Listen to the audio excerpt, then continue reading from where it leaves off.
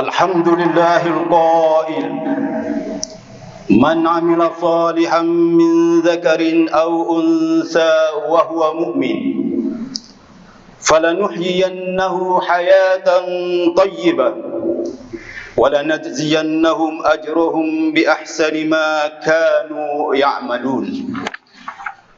أشهد أن لا إله إلا الله وحده لا شريك له وأشهد أن محمدا عبده ورسوله. اللهم صل وسلم على سيدنا محمد وعلى آله وأصحابه أجمعين.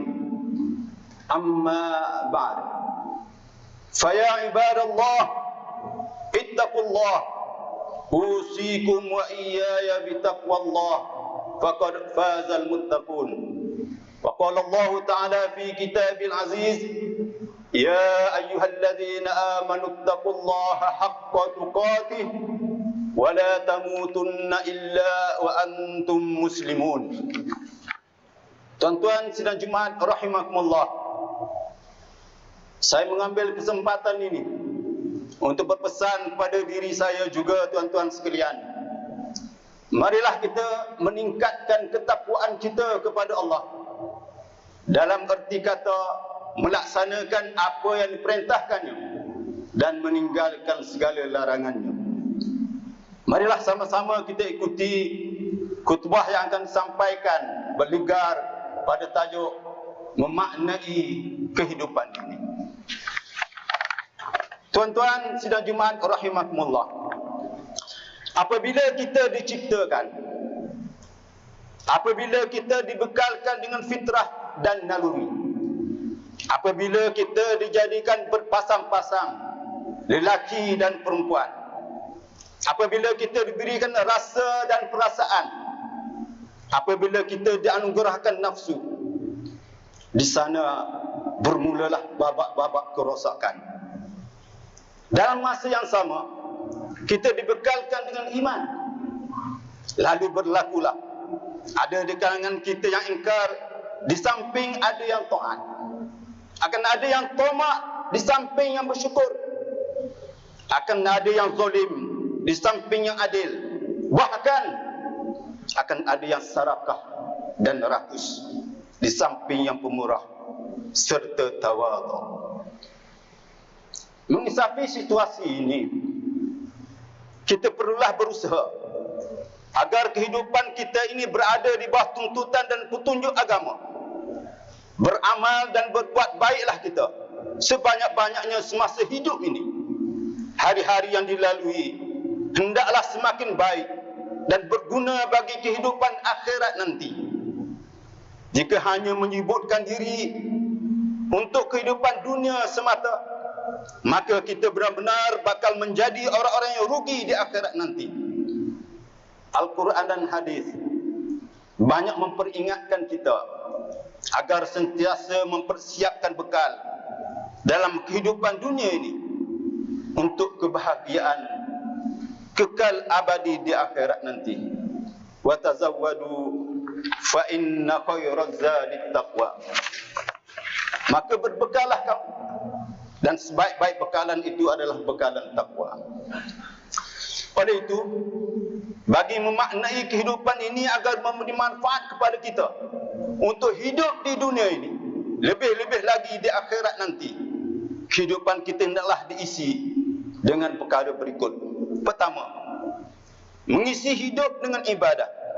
Firman Allah Subhanahu wa taala, "Wa ma khalaqtul jinna wal ins illa liya'budun." Ibadah yang dimaksudkan dalam ayat ini bukanlah semata-mata berbentuk kegiatan ritual. Kerana ibadah dalam Islam, dalam maknanya yang luas, tidak hanya mencakup ibadah ritual ini, melainkan terkait dengan semua kegiatan hidup sehari-hari yang diridai oleh Allah dan Rasulnya, sesuai dengan ikrar kita sekalian. Inna salati wa nusuki wa mahyaya wa mamati lillahi rabbil alamin. Yang kedua, menjalin hubungan yang baik dengan Allah, sehingga kita akan merasa dekat dengannya. Bila hubungan itu sudah terasa dekat, maka di mana pun kita berada, kemana pun kita pergi, dan bagaimanapun situasi dan kondisi yang kita hadapi, kita akan sentiasa merasa diawasi oleh Allah. Kalau perasaan ini sudah tertanam pada jiwa kita, maka kita tentu tidak berani menyimpang dari jalan Allah. Ketiga, dengan menjalin hubungan yang baik sesama manusia. Kita menyedari bahawa kita sebagai manusia sosial, makhluk yang bersosial, kita tidak boleh hindari daripada terlibat dalam hubungan kita dengan sesama kita, malah juga dengan makhluk-makhluk yang lain. Al-Quran membimbing kita, menganjurkan agar kita sentiasa melakukan perkara-perkara yang baik. Wa ahsin kama ahsanallahu. Berbuatlah baik seperti Allah melakukan kebaikan ke atas kamu.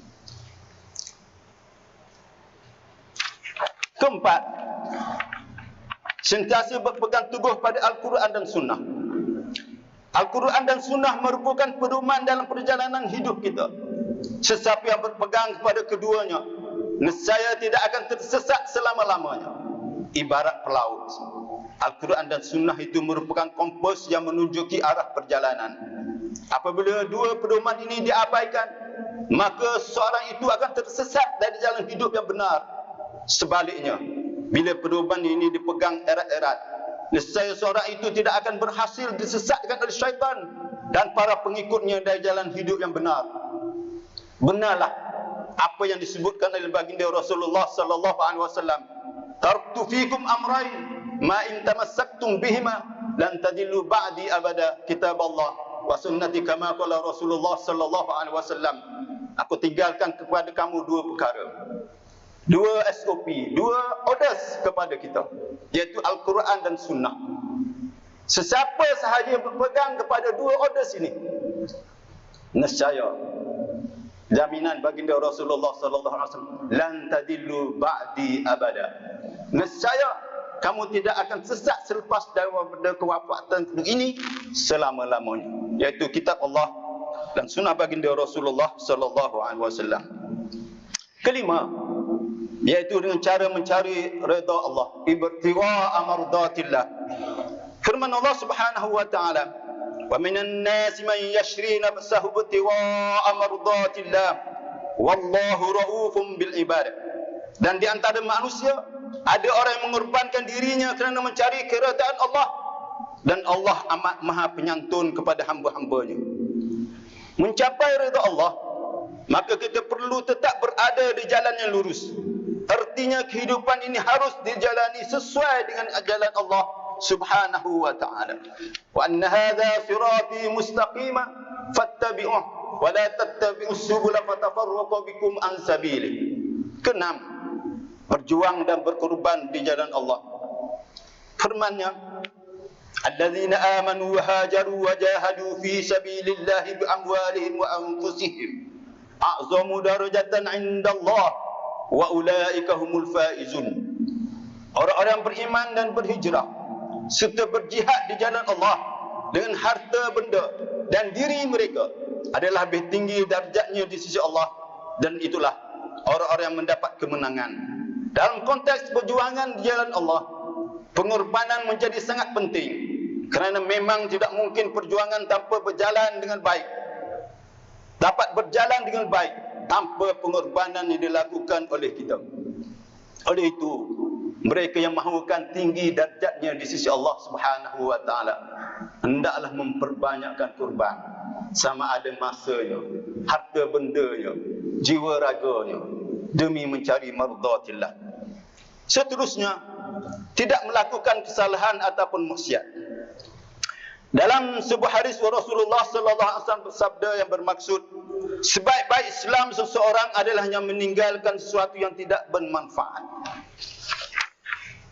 Satu panduan yang ringkas tapi bermakna ditujukan oleh baginda Rasulullah sallallahu alaihi wasallam kita, Begitu juga apa yang Allah Subhanahu wa taala firmankan, qad aflahal mu'minun alladzina hum fi salatihim khashi'un walladzina hum 'anil lagwi mu'ridun, supaya kita meninggalkan perkara-perkara yang melarangkan kita. Seterusnya memanfaatkan masa untuk berbuat taat. Masa adalah kehidupan kita. Tuan-tuan sekalian, masa adalah kehidupan kita. Dia adalah modal kepada kita sekalian. Sehingga Allah Subhanahu wa taala bersumpah dengan masa ini. Wal asr, demi masa. Oleh itu, kita hendaklah memanfaatkan masa yang diberikan oleh Allah Subhanahu wa taala ini dengan perkara yang baik. Masa adalah kehidupan kita. Namun ramai di kalangan kita yang gagal menggunakan masa dengan baik. Kerana pentingnya memanfaatkan masa, maka Allah Subhanahu wa taala bersumpah dengan masa ini. Wal asr innal insana lafi khusr illa alladhina amanu wa 'amilus solihat wa tawassaw bil haqq wa tawassaw bis sabr. Sama-sama kita menghisap diri kita. Adakah kita tergolong dalam mereka yang memenuhi masa yang sebaiknya dengan menjadi illal ladzina amanu, kecuali mereka yang beriman, wa 'amilus solihat, melakukan amal-amal soleh, wa tawassaw bil haqq, berpesan-pesan dengan kebenaran, wa tawassaw bis sabr, dan sentiasa ingat memperingati tentang kesabaran ini. Seterusnya mencari kebahagiaan untuk kehidupan di akhirat. Bagi memaknai kehidupan ini, hendaklah kita bekerja keras untuk memperjuangkan nasib kita di akhirat kelak. Kalau bukan dalam kehidupan dunia ini, kita melakukannya di mana lagi? Dunia adalah tempat bercucuk tanam untuk akhirat. Oleh itu, marilah kita betul-betul memanfaatkan kesempatan kehidupan yang Allah Subhanahu wa taala berikan ini agar ia memenuhi tujuan Allah menciptakan kita. Mudah-mudahan Allah Subhanahu wa taala mendorong kehidupan kita ke arah itu. A'udzubillahi minasyaitonirrajim. Bismillahirrahmanirrahim. Inna akramakum indallah atqakum. Sesungguhnya mereka yang paling mulia martabatnya di sisi Allah adalah mereka yang paling baik, paling tinggi takwanya di sisi Allah Subhanahu wa taala. Barakallahu li wa lakum fil Qur'anil azim wa nafa'ani wa iyyakum bima fihi minal ayati wadh-dhikril hakim wa taqabbalallahu minni wa minkum tilawatahu innahu huwas samiul alim. Aqulu qawli hadha wa astaghfirullah azim li wa lakum wa lisairil muslimina wal muslimat wal mu'minina wal mu'minat fastaghfiruhu innahu huwal ghafurur rahim.